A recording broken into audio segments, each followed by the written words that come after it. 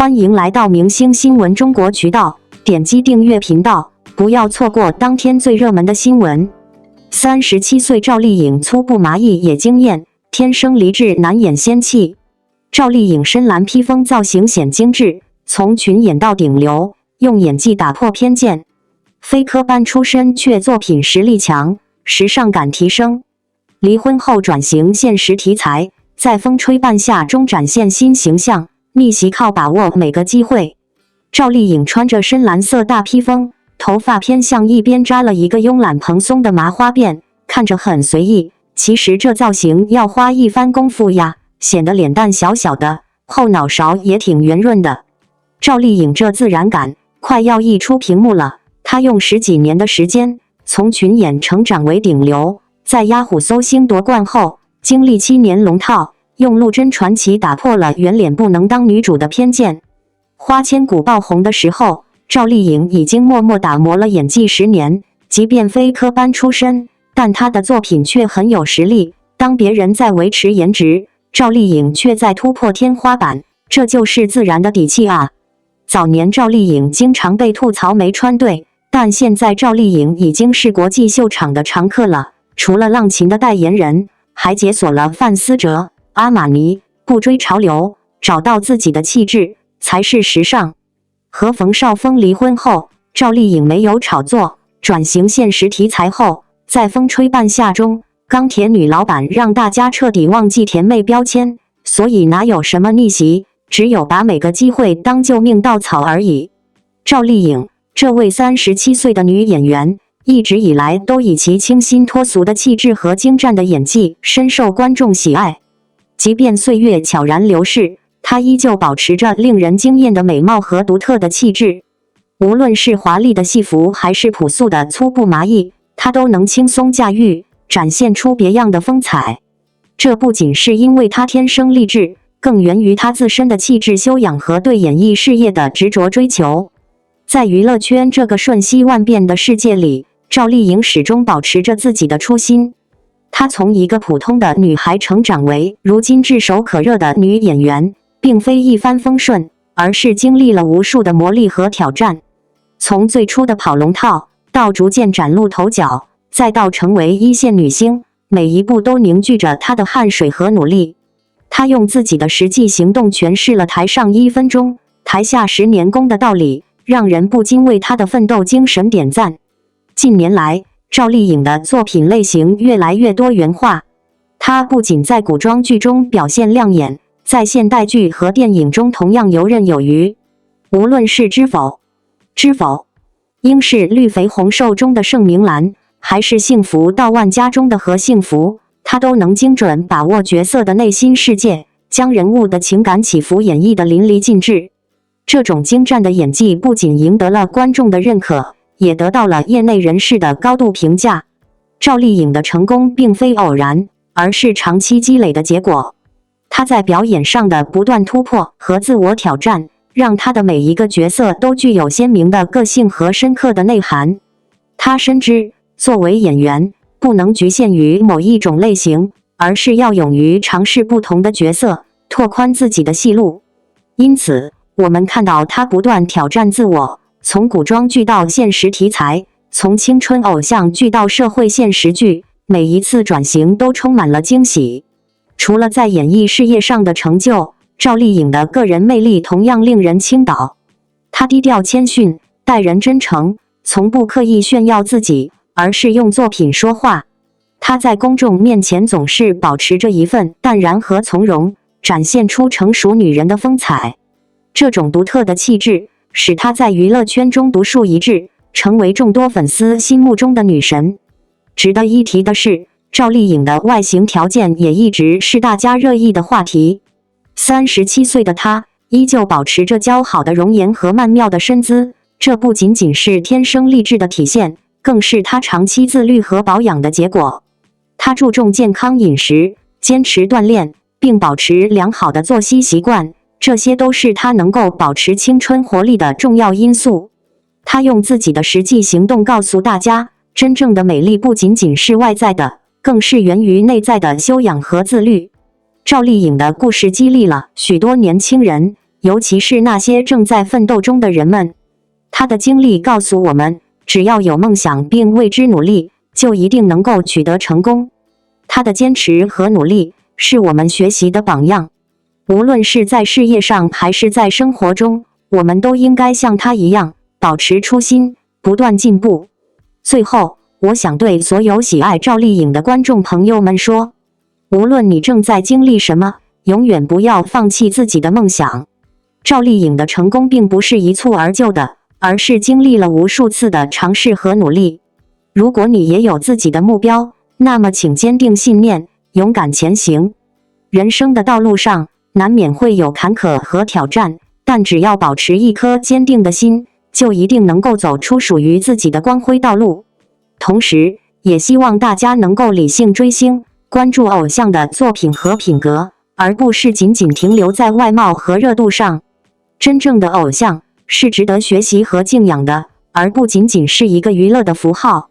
赵丽颖的努力和坚持是我们可以学习的地方，她的敬业精神和不懈追求值得我们借鉴。愿每一个热爱生活、努力奋斗的人都能像赵丽颖一样，在岁月的长河中始终保持自我，闪闪发光。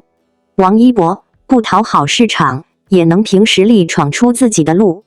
以哈战争、俄乌冲突、巴以摩擦、朝韩局势，国际政治舞台反复无常，争端从未停歇。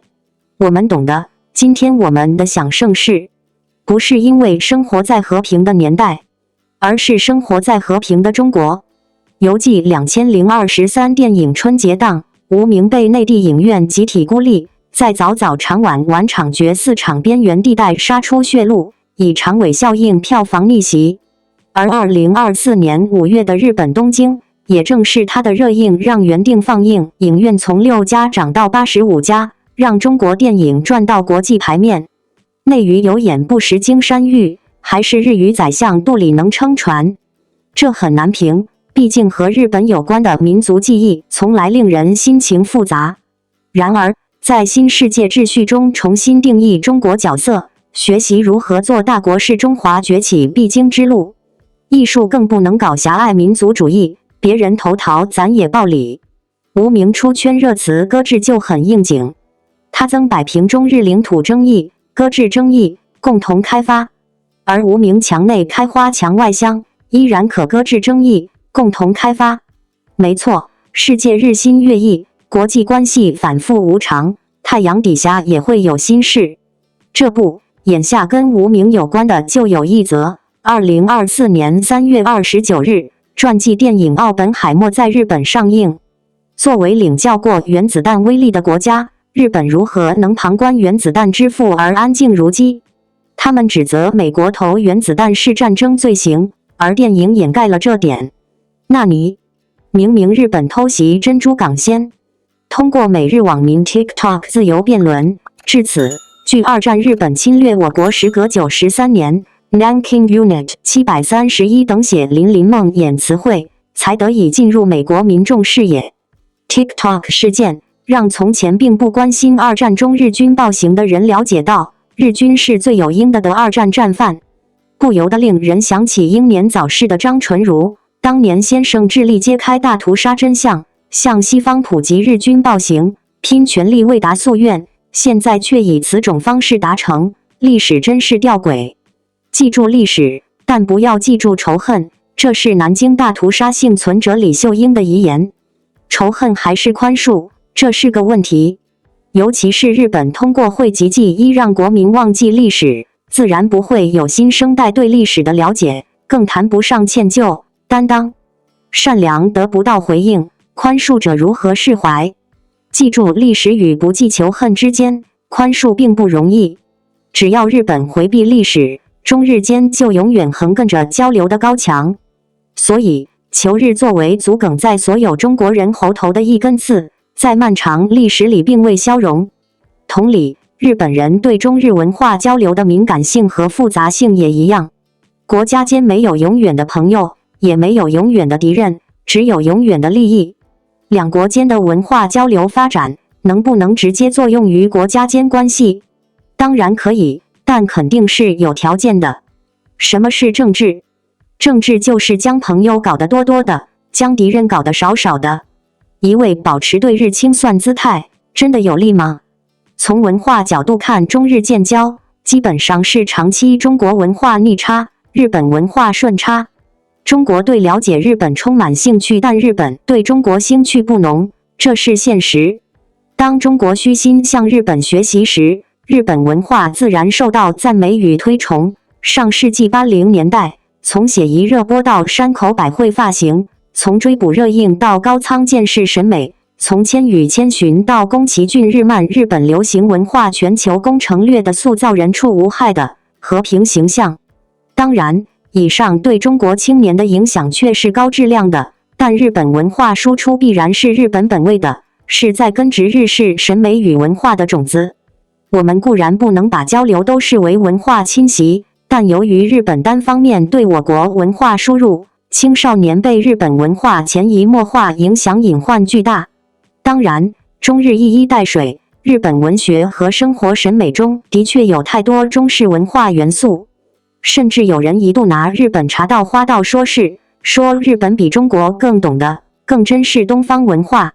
日本也以东方文化代表自诩，建立成熟话语体系和周边产品，向西方倾销。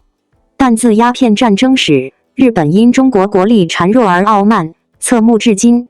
日本使用中国文化仅限元素，仅限古典，他们对古典元素使用纯熟专业，甚至完成了很多中国影视经典配乐，譬如90年代港台武侠剧，譬如经典的《三国志》《英雄的黎明》。日本人不介意用中国文化元素二创，譬如三国文化、西游文化，而中国人出于历史情结，却不屑或不愿使用日本元素创作，这导致中国在文化交流中处于劣势。长期文化逆差，反映了日本文化的渗透影响，也说明中国文化国际竞争力不足。日本文化里的中国意象，对受众而言遥远而刻板，与现代中国割裂开来，不太可能让当代日本观众产生共鸣，更不可能促使他们了解、理解现代中国。虽然近年流媒体对播出渠道的改造，不仅在国内掀起从内容到产业的新浪潮，也为国产影视内容的走出去提供了更多可能。但中国影视在日本遇冷并不是新鲜事。如何能让日本人也接受中国影视，认同中国文化？关键还是在内容王道。道路自信、制度自信、理论自信、文化自信，在此基础上再去面对开放环境下的文艺，才能立于不败之地。譬如日本松山芭蕾舞团，1955年就编排并于1958年来中国公演舞剧《白毛女》，就是一次双方文化碰撞、融合再创作的艺术结晶。松山芭蕾舞团在日本影向深远，可以说代表了日本芭蕾艺术的高水准。而作为集中国文艺大成的红色革命样板戏，也为芭蕾创作注入了新的内容活力。创作令双方都能够感觉到文化的冲击和影响，这才能生发出真正的互相理解与友谊。然而这终究是少数例子。长期以来高度不平衡的文化交流，让日本人看待中国的心态越来越狭隘。中日交流多年，没换回多少正面客观的中国形象，反而日本军国主义死灰复燃，日本国内敌视中国的现象日趋严重，经常追随美国对华发难。这也与国内一部分丧失正确立场，沦为他国精神奴隶的人写反制作品，发表愚痴论点不无关系。手撕鬼子的神剧以细节虚假羞辱历史，有时甚至荒谬到你不得不怀疑他是否是在以这种戏说和荒谬消解历史、消费英雄、搞文化资敌。文化交流若不能倾听、尊重不同声音，就很难寻求到理解与支持。否则就算日本道歉能怎样？保证真心吗？会从骨子里改变吗？他永远只对强者低头。让我们回到无名，他拥有当下世界电影创作最稀缺的品格，对影像审美感的执念与人物立体性的塑造。再回到日本热映的事实，正是因为他深谙文艺和审美心理，视觉上以暴力美学姿态介入，思想性上则用日本人易于接受的强